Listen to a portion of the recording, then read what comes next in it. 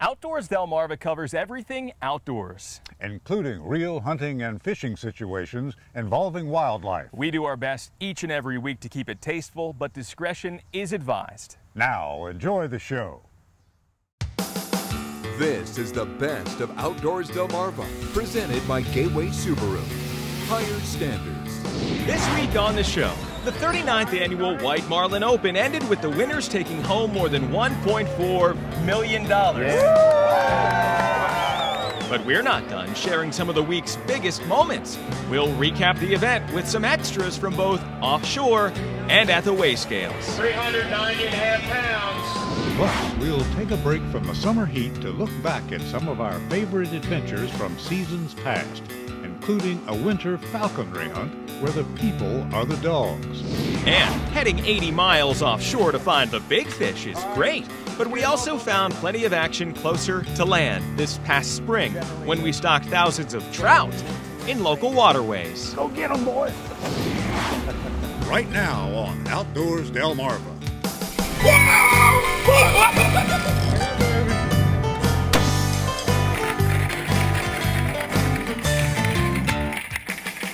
This is the best of Outdoors Delmarva, presented by Gateway Subaru. And now, here are Mike Parker and Captain Willie Dykes.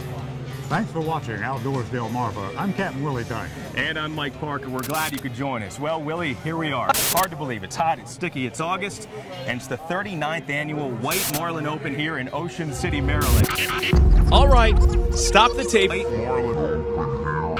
Right there. All right, so here we are right now with the crew of the Blue Bayou, the winners of the 39th annual White Marlin Open. Yes, sir. Because if you watched the show last week, then you already tuned in for all of the action. The offshore fishing, the weigh scales, the drama as the crew of the Blue Bayou delivered a 72-pound white marlin to the scales on Wednesday and held on to win more than $1.4 million. What does that mean to you, Bill? That's absolutely wonderful. Now, Bill, you're the guy who hauled it in, this particular fish. Yeah. Tell me about that moment, what was happening out on the boat, out at sea, and from that time when he brought it back in here and it was weighed in and took first What place. actually happened, we hooked up two fish. And Dave was handing one rod, and where's Tom? He handed me the other. I'm looking at my reel, and as I'm looking at my reel, we got 600 yards, and I'm pulling the reel. Right. Make a long story short, when we were able to get everything together, I had about 8 wraps around the reel, or we're gonna lose the fish. And T came back on that fish like you can't imagine. We had to fish to the boat probably about 6 or 7 times, and Al did a wonderful job wiring the fish. We got away from us a few times. And then we decided that we had a good fish, and we stuck him.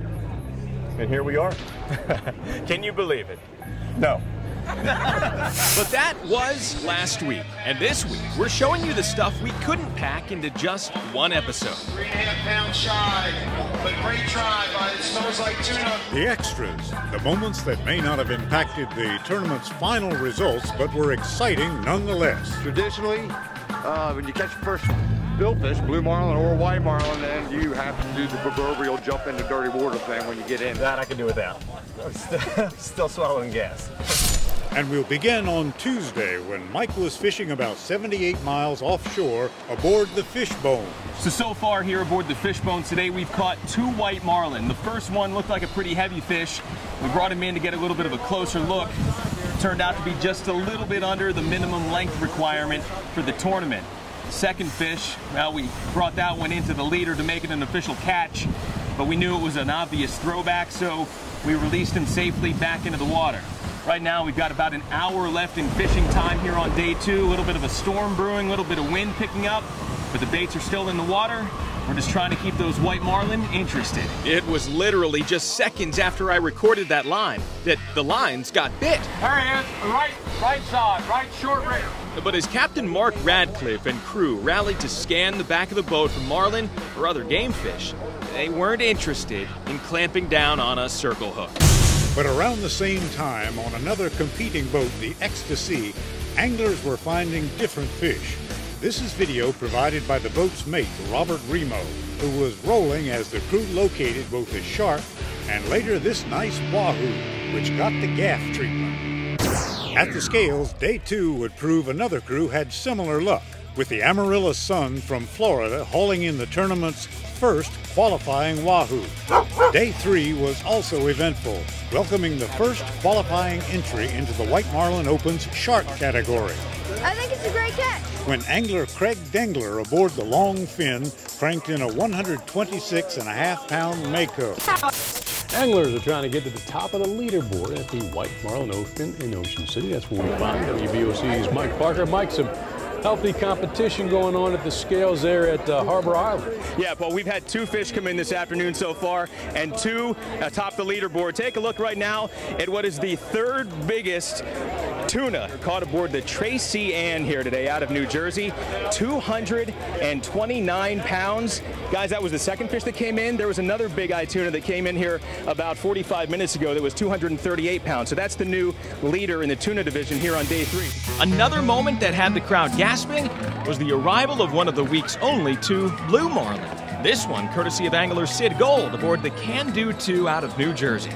And while failing to meet the 500-pound minimum weight, this fish and others would still make great donations to the Maryland Food Bank. You want to make sure you're down here. This is Ocean City's longest running and 5-day party. While the story of the week may have been just a handful of white marlin to be brought to the scales and just the lone qualifier aboard the Blue Bayou, the White Marlin Open was once again a week-long thrill ride. Filled with plenty of extras, proving that heart-pumping excitement isn't only reserved for the champions. So ladies and gentlemen, let's hear it for the crew of the Blue Bayou. We'll see you next year for our 40th annual White Marlin Open. And get outdoors, Delmarva. Coming up next on Outdoors Delmarva, we'll take a break from the summer heat to look back at some of our favorite adventures from seasons past, including a winter falconry hunt. But first, did you know? The White Marlin Open has a rich history of record catches, including the 110.5-pound wahoo caught by angler Kevin Wason back in 1984. We'll look back at another tournament record when we come back. You're watching Outdoors Delmarva, presented by Gateway Subaru. Higher standards. Sponsored by Ocean City Tourism. Shorts Marine. Shooter's Choice. And Goody's Marine. Outdoors Delmarva will be right back.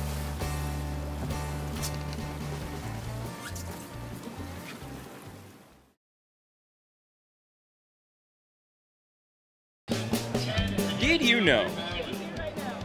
The record for a bull dolphin at the White Marlin Open is held by angler Jeff Rice, who caught this 71-pounder in 1986. Did You Know is sponsored by North Bay Marina. You're watching the best of Outdoors Delmarva, presented by Gateway Subaru. Here are Mike Parker and Captain Willie Dykes. Standing right now on a property that the locals know as Chestnut Manor Farm, obviously a place known for its waterfowl hunting guide service. That's right, Mike, but this week we're not going to be hunting for the birds, we're going to be hunting with the birds. That's definitely one way to put it, Willie. For those of us who hunt in the state of Maryland each year, we get our license, we get our hunting and trapping guide. We look inside, we see that niche season for the sport of falconry. And now we're going to show it to you. To begin to share our falconry experience, let's meet the species of birds we'll be hunting with. On the left of your screen, a familiar East Coast bird of prey and Delmarva regular, the red-tailed hawk. On the right, the Harris hawk, a species popular with falconers around the country, but indigenous in places like Texas and out west in Arizona and New Mexico. And to start our introductions is David Parks, a Maryland falconer who handles this immature female redtail named Hope. And hence a red-tailed hawk. The first thing you'll notice about her, I'll get her to fan her tail out here. See her feather, her rear, her tail feathers aren't red. They're actually brown with stripes on them. And that indicates to us that she's a first-year bird, and we're only allowed to trap first-year birds. Months of training have created a trust between handler and bird, but don't be confused. This relationship is not pet-like, and she won't show affection like, say, a dog. But Hope has come to rely on David as a source of food, so important to her survival that she sticks around. Now, Hope is an impressive specimen on her own, not to mention the specialized gear she wears while hunting. But don't think of these leather anklets and shiny grommets as bling, so much as protection, because even the toughest of talons can be at risk when taking down a squirrel. I hadn't thought about that. Squirrels will bite back if when they're so. It takes a big bird like that. If she gets a good grip on them, she has to worry about them biting back a little bit, I guess. That's correct. Now, to get to know the Harris hawk, I'll offer this advice as a cameraman. There's a reason falconers love them. They're quick. Wow. My close encounter is all I need to appreciate the energy these birds have saved up for hunting, but also their gentle nature when properly trained and handled. I think they're going to launch both Harris hawks at one time. It's going to be good to watch them working together. Come on out, Sting. There he goes. And come on, let's go. Come on. When it's time to hunt, the Morelands and their Harris hawks go first, targeting rabbits. Captain Willie and I will be following. David will help to stir up the brush, and Tracy will be taking some still pictures of the action too, which we'll be showing you along the way. As the hawks perch themselves on the branches above, the human handlers make as much of a racket as they can on the ground. And if a rabbit runs out, the hawks' amazing vision focuses in, and they go in for the kill. It's a perfect storm of predator versus prey. The result is a rabbit in TC's clutches, and Patrick is thrilled with his hawk's performance. No, she's hard about letting go of her kills. That's her only problem. Transferring, it's called. She's very hard-headed. Right here. With a successful afternoon under their talons and a little congratulations from first-time falconer Captain Willie. Good job there, fella. These Harris hawks have done their job, and they've done it well. But the day is only so long, and we've got another bird of prey ready to hunt. And as we arrive at a patch of woods just about a half-mile down the road, David is readying Hope, the red-tailed hawk, for her pursuit of squirrels. I'll tell you what, no squirrel is safe. Now, this type of hunting is even more intense. Call it just a walk in the woods if you want. But when David spots the first squirrel high above in a tree, we'll be working up a sweat as we use large sticks to beat on the trees, hoping that Hope will hone in on her prey. For an extra eye on this intense action, Patrick will be wearing our head cam. Watch this.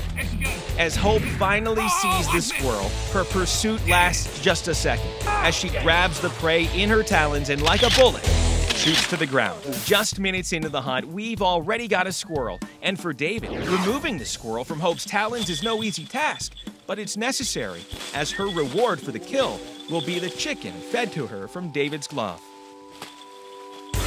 Soon, the hunt is back on, and in no time, we've got Hope on the trail of another squirrel. This time, even higher up in the trees. Yeah, where's he at? But as Hope swoops towards a lower hanging branch, there's no escaping for this second squirrel, as this end of the season hunt will end with a squirrel dinner for Hope, and this trio of falconers still feasting on adrenaline. Get outdoors, Delmarva. Coming up next on Outdoors Delmarva, we'll trade summer heat for a cool spring creek when we look back at a trout stocking adventure. You're watching the best of Outdoors Delmarva, presented by Gateway Subaru. Higher standards.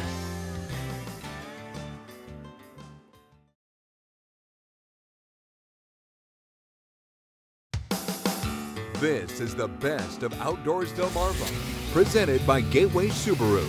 Higher standards. Here's Mike Parker.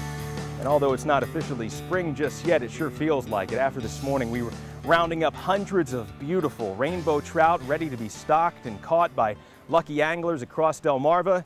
And we're about to take them for a road trip here in a truck about 2 hours south to a location in Wicomico County. But before you hook them up, we wanted to show you how this process works, and the DNR was happy to accommodate. If you're just passing by on Route 313, it's just a sign on the side of the road. But if you're serious about trout fishing, then the Unicorn Lake Fish Hatchery in Queen Anne's County is where it all begins. We've had these fish in the ponds over here since November.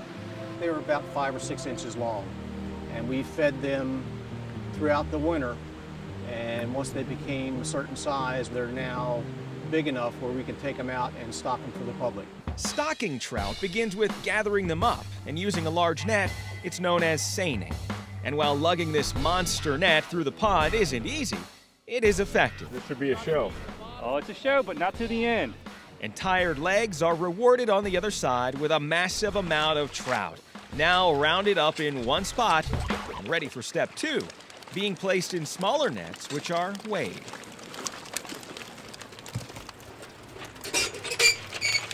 Actual weight, Russ. 20. Tank 3's got 80 pounds. Correct. That's it. 500 fish. To be continued. All right, so what a fun morning we've had so far. We've got the fish on the road. I'm on the road right behind the truck. Got a quick stop to make. I'm going to pick up Captain Willie and Chuck for an extra hand. And then we're headed to Salisbury to put these fish back in the water. Here we are. All right, Russ Parson brought some friends here to Salisbury. Cool. Meet Captain Willie. Russ. Now with the combined efforts of Willie and me, Russ, Jerry, and Jeff, we should have no problem moving a few hundred trout at our first stop, the Beaver Dam Branch Bridge in the city of Salisbury. A couple of buckets of keeper rainbow trout.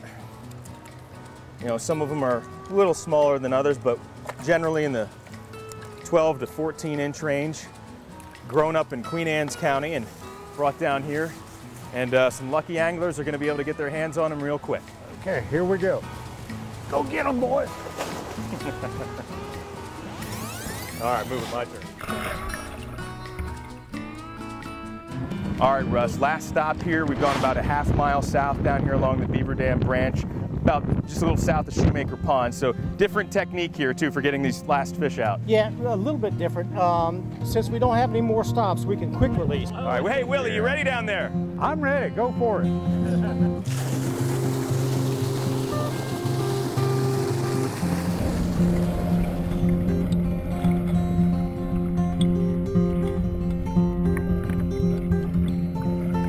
That's an amazing fish delivery.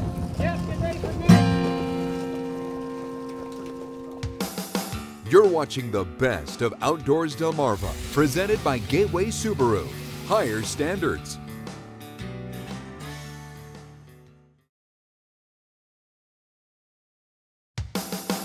This is the best of Outdoors Delmarva, presented by Gateway Subaru. Higher standards. Thanks for watching Outdoors Delmarva. I'm Mike Parker, back here again with our friends at Gateway Subaru, right along Route 13 in Del Mar, Maryland. Higher standards when it comes to buying that new car. Well, it's a beautiful time of year. The summer sun is shining, the flowers are in bloom, and take a look. The 2013s are on the lot. Joining us right now to talk about them, Steve Wergen with Gateway Subaru. Hey, Steve. Hi, Mike. Well, I'll tell you what, we've had a great time driving our 2012 Outback for the past year or so, but tell me about the 2013. 2013 Outback has a couple things that are different on the outside. New headlight design. The chrome grille has been increased in size. Also, what I love, Mike, is the new fog lights. Look at the size of these things. All right, Steve, well, those are features you're going to find on all of the new 2013 Outbacks, but this is a special edition. Subaru has a new package available. It's called the Saddle Brown Leather. The fun begins inside. Look at this interior, Mike. Brown leather stitched interior that's available. Special edition wood grain. Push button start. We also have a large information screen that's push button. It also shows your backup camera. We also have a Harman Kardon sound system. Inside you've got your USB auxiliary plug, 12-volt power port. Memory seating for 2 drivers. So you're telling me, Steve, you've taken the Outback, one of the most rugged vehicles on the road ever, and now made it one of the most luxurious too. Yes, we've got the best of both worlds. Well, when you're talking about the Outback, you've got to talk about cargo space and versatility. Steve, best cars around for those quick trips to the store, also really geared up for the weekend warrior. And new for 2013 is the rubberized seat backing. So when you put your seats down, all around protection, all you gotta do is wipe it out and you're ready for work on Monday. Dog proof. And don't forget, up to 34 miles per gallon on the highway. And what makes a Subaru? Symmetrical all-wheel drive. All right, Steve Wergen with Gateway Subaru. Always great to see you. Thanks, Mike. Really impressed with this 2013 Subaru Outback. If you're looking for that perfect vehicle that fits your active lifestyle, fun, family, outdoor adventure, come and visit our friends here at Gateway Subaru on Route 13 in Delmar, Maryland. Higher standards. And we'll be right back. Coming up next on Outdoors Delmarva, your latest viewer videos and pictures.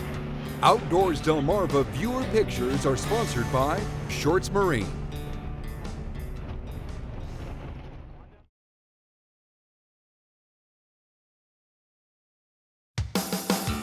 This is the best of Outdoors Delmarva, presented by Gateway Subaru. Higher standards. Sponsored by Ocean City Tourism, Shorts Marine, Shooter's Choice, and Goody's Marine.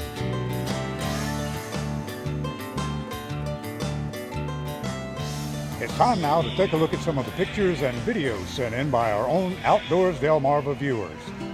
And we begin with some viewer Venture Cam video from Where Else, the 39th annual White Marlin Open.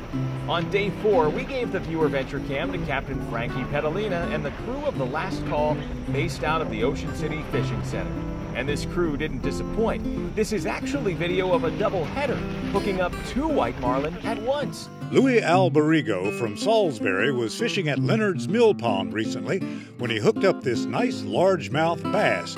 Paul Milliner from Laurel posted this picture to the Outdoors Delmarva Facebook page. He caught this bee in mid-buzz, apparently. George Ball from Ocean Pines passed along this beauty of a shot of a cloudy sunset over the Assawoman Bay. And Matt Watson from Easton checks in again this week after catching another catfish at Kingston Landing. Well, we love sharing your outdoors videos and pictures here on the show, so please keep them coming. Just email me at mparker@wboc.com. And make sure to like us on Facebook too. And you can post your videos and pictures right to the Outdoors Delmarva Facebook page. For right now, from our buddy Mike Parker, this is Captain Willie Dykes reminding you to get outdoors, Delmarva.